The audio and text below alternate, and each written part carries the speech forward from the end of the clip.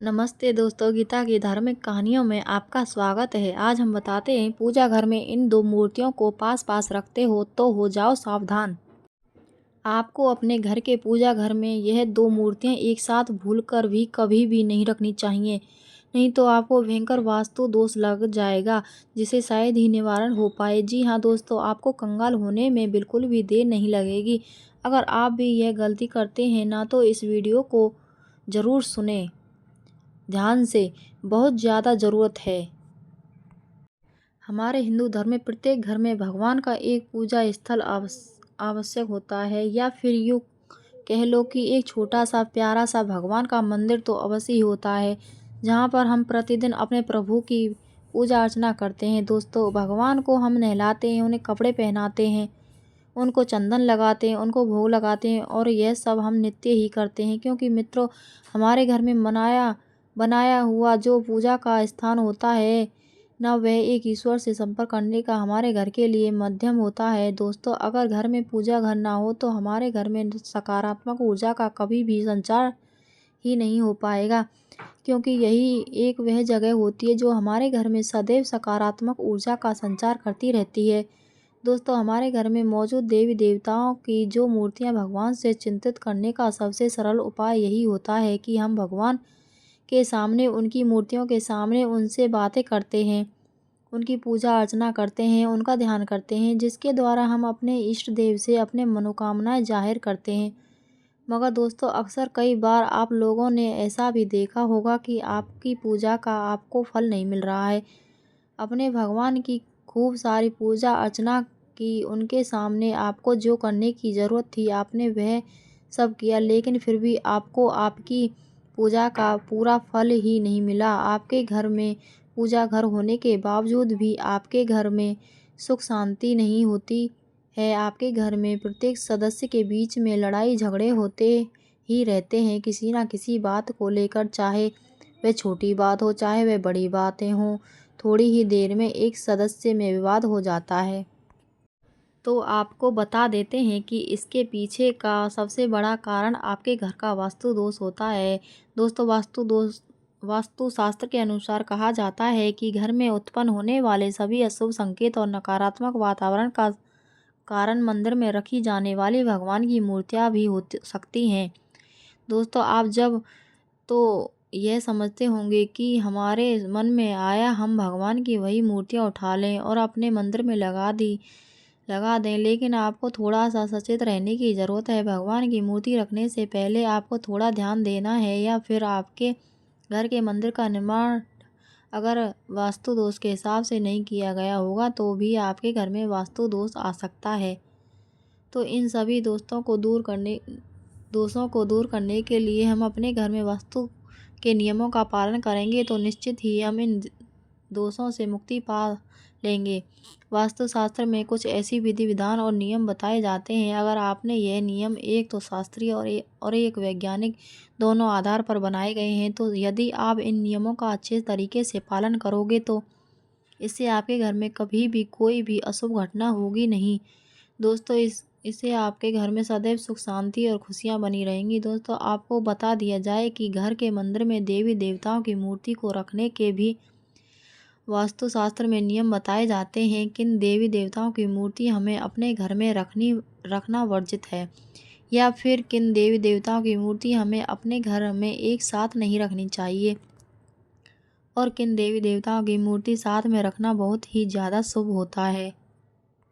ऐसे ही महत्वपूर्ण नियम वास्तुशास्त्र में कहे जाते हैं। आपको बता दें कि अगर इन नियमों का पालन अगर आपने ठीक से नहीं किया तो इससे आपके घर में दुख, गरीबी, दरिद्रता का वातावरण हो जाएगा। घर से सकारात्मक ऊर्जा चली जाएगी और घर में नकारात्मक ऊर्जा अपना निवास स्थान बना लेगी, जिससे परिवार के लोग एक दूसरे से लड़ाई झगड़ा करेंगे और वह सदैव निराशा और दुखी रहने लग जाएंगे। और साथ ही इससे आपके घर में आर्थिक तंगी भी बनी रहेगी। इसके बिना किसी कारण से आपके घर में धन का खर्चा बढ़ जाएगा। बहुत ज़्यादा परिश्रम करने के बाद भी आपको किसी भी तरह की सफलता नहीं मिलेगी। ऐसी बहुत सी परेशानियां वास्तु दोष के कारण हमारे घर में जन्म ले लेती हैं।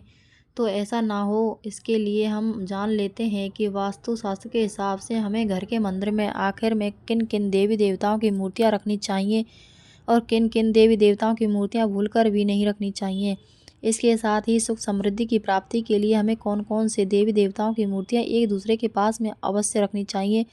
तो वास्तुशास्त्र के अनुसार अगर आप कुछ विशेष देवी देवताओं की मूर्तियाँ को एक दूसरे के पास में अपने घर के मंदिर में रख लेंगे तो इसके आपको बहुत सारे अच्छे परिणाम प्राप्त हो सकेंगे। मगर इसके साथ ही अगर आपने कुछ देवी देवताओं की मूर्तियों को अपने घर के मंदिर में एक साथ रख लिया तो इससे आपको बहुत ही ज़्यादा अशुभ परिणाम देखने को मिलेंगे। क्योंकि हमारे शास्त्रों में कुछ ऐसी देवी देवताओं की मूर्तियाँ एक दूसरे के साथ रखने से मना किया जाता है। तो जानते हैं कि वह कौन सी मूर्तियाँ हैं जिनको हमें कभी भी एक साथ नहीं रखना चाहिए। तो वीडियो में आगे बढ़ने से पहले आप सभी से हाथ जोड़कर रिक्वेस्ट है कि वीडियो को लाइक, शेयर, सब्सक्राइब करना ना भूलें।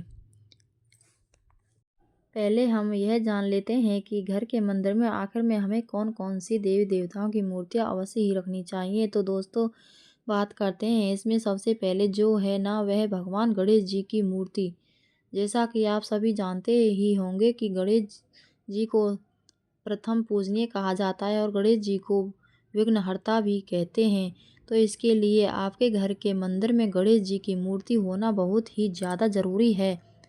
आपको यह बात तो अवश्य ही जान लेनी चाहिए कि गणेश जी की तस्वीर पूजा घर में कभी भी एक से अधिक नहीं रखनी चाहिए। विशेष तौर पर अगर गणेश जी की तस्वीर ऐसी हो जो कि माता लक्ष्मी के साथ हो और उनके बाएं तरफ विराजमान हो तो यह बहुत ही ज़्यादा अच्छा माना जाता है। क्योंकि ऐसी मूर्ति घर में सभी विघ्न को, सभी परेशानियों को, सभी नकारात्मक ऊर्जा को और समस्त समस्याओं को हमारे घर से बहुत ज़्यादा दूर कर देती हैं। अब बात करते हैं दूसरी प्रतिमा की। तो वह खुद माता लक्ष्मी जी की है। प्रतिमा होती है धन और समृद्धि का। माता लक्ष्मी को बहुत बड़ा प्रतीक माना जाता है। अगर आप चाहते हैं कि आपके घर में धन और सुख समृद्धि आती रहे तो आपको अपने घर के मंदिर में पूजा स्थल में माता लक्ष्मी की एक मूर्ति तस्वीर अवश्य ही रखनी चाहिए। मगर आपको एक बात तो पता ही होनी चाहिए कि घर में पूजा स्थान में माता लक्ष्मी की अकेली तस्वीर घर के वास्तु दोष के लिए कभी भी शुभ नहीं होती है। इसलिए आप इस बात का ज़रूर ध्यान रखें कि जब भी आप माता लक्ष्मी की मूर्ति या तस्वीर लेने जाएं तो माता लक्ष्मी के साथ भगवान नारायण की तस्वीर होना भी बहुत ज़्यादा ज़रूरी होता है। क्योंकि जगत का पालन करने वाले भगवान नारायण माता लक्ष्मी के स्वामी यानी कि पति हैं और माता लक्ष्मी भगवान नारायण के बिना वह किसी भी घर में नहीं रहती हैं। और अगर आप चाहते हैं कि माता लक्ष्मी सदैव आपसे प्रसन्न रहें तो उसके लिए आपको सदैव माता लक्ष्मी से पहले भगवान नारायण की पूजा करनी चाहिए। क्योंकि दोस्तों ऐसा करने से घर में संपन्नता और वैभव सदैव बना रहता है। अगर आप पहले भगवान विष्णु फिर माता लक्ष्मी की पूजा करेंगे तो ऐसे में माता लक्ष्मी के साथ साथ भगवान नारायण भी आपसे बहुत ज़्यादा प्रसन्न रहेंगे। ध्यान में रखना है कि धन प्राप्ति के लिए आपको माता लक्ष्मी और भगवान गणेश जी की संयुक्त रूप से पूजा अवश्य ही करनी चाहिए। चलिए अब बात करते हैं तीसरी तस्वीर की। तो वह है संकट मोचन महाबली हनुमान जी की प्रतिमा। वस्तु की माने तो घर के मंदिर में हनुमान जी की एक मूर्ति या आपको ज़रूर रखनी चाहिए। घर के सभी वास्तु दोष, घर के लड़ाई झगड़ा सभी खत्म हो जाते हैं। और दोस्तों इसके साथ ही घर पर अचानक ही अगर कोई संकट आने वाला हो ना तो वह भी संकट मोचन महाबली हनुमान जी यानी कि बजरंगबली की कृपा से उनकी पूजा करने से हमारे घर में आने वाले संकट टल जाते हैं। इसी के साथ ही आप इस बात का भी ध्यान रखें कि हनुमान जी की आपको हमेशा बैठी हुई मूर्ति की पूजा स्थल में तस्वीर लगानी चाहिए। इससे घर में सदैव सुख शांति और समृद्धि आती है। चलिए अब जानते हैं चौथी तस्वीर या मूर्ति के बारे में।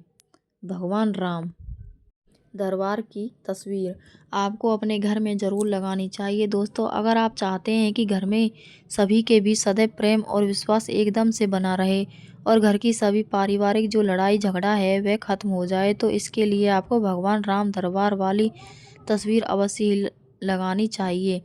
तो यह मूर्तियाँ आपको पूजा घर में अवश्य रूप से रखनी ही चाहिए। इसके अलावा आप जिस देवी देवता की पूजा करते हैं, जो आपके इष्ट देव हैं, उनको भी आप अपने घर के मंदिर में रख सकते हैं। आपको एक बात और विशेष रूप से ध्यान रखना है कि आपको कभी भी अपने पूर्वज की या अपने अमृत माता पिता की या अपने गुरु की तस्वीर को कभी भी भगवान के मंदिर में नहीं लगाना चाहिए, क्योंकि ऐसा करने से हमें घोर पाप लगता है, क्योंकि हम तो एक इंसान हैं और वह भगवान है। अगर हम अपने पूर्वजों को भगवान के समान दर्जा देंगे तो यह गलत होगा।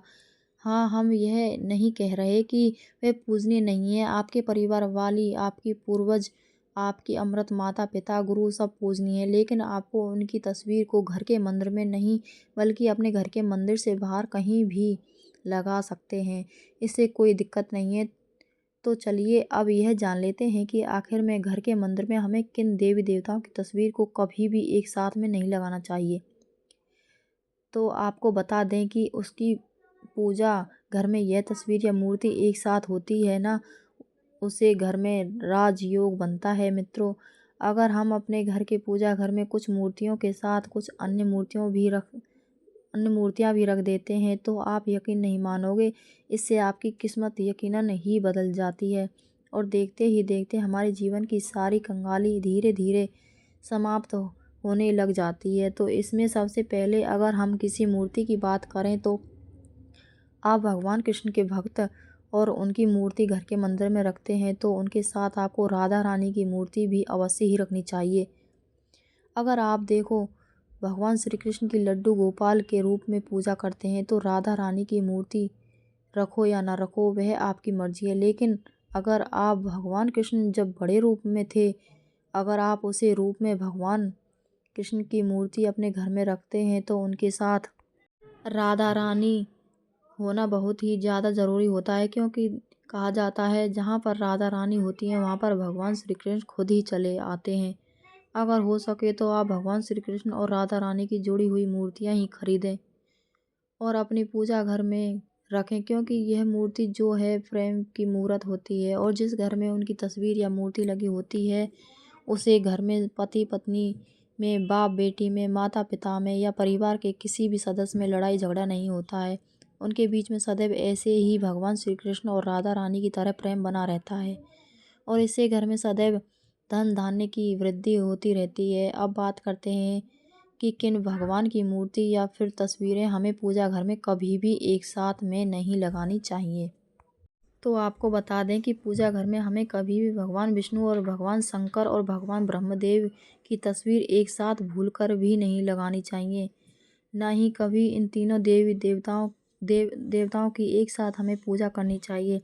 दोस्तों, इसके पीछे एक कारण है कि तीनों देवताओं की पूजा पद्धति से अलग अलग होनी चाहिए, क्योंकि भगवान नारायण की पूजा तुलसी पत्र के बिना अधूरी मानी जाती है। अगर आप भगवान नारायण की पूजा कर रहे हैं और अगर आपने उसे पूजा में तुलसी का पात्र नहीं रखा है तो समझो वह पूजा पूरी नहीं होगी। और वहीं पर अगर देखा जाए तो भगवान भोलेनाथ पर कभी भी तुलसी का पत्ता भूलकर भी नहीं चढ़ाया जाता है।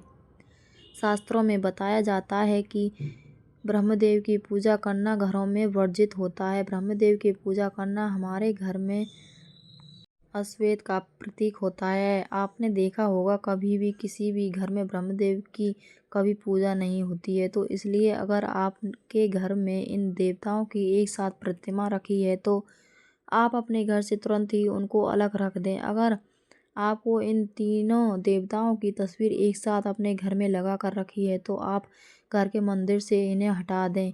इन देवी देवताओं की तस्वीर कभी भी भूलकर भी एक साथ नहीं लगानी चाहिए। यह थी वह जानकारी जो आपको सदैव ध्यान रखनी चाहिए। यह बहुत ही महत्वपूर्ण जानकारी है। आपको यूट्यूब पर कहीं पर भी यह जानकारी नहीं मिलेगी। अगर आपको यह जानकारी पसंद आई हो तो लाइक करना, शेयर करना, सब्सक्राइब करना ना भूलें। चैनल पर बने रहें। धन्यवाद।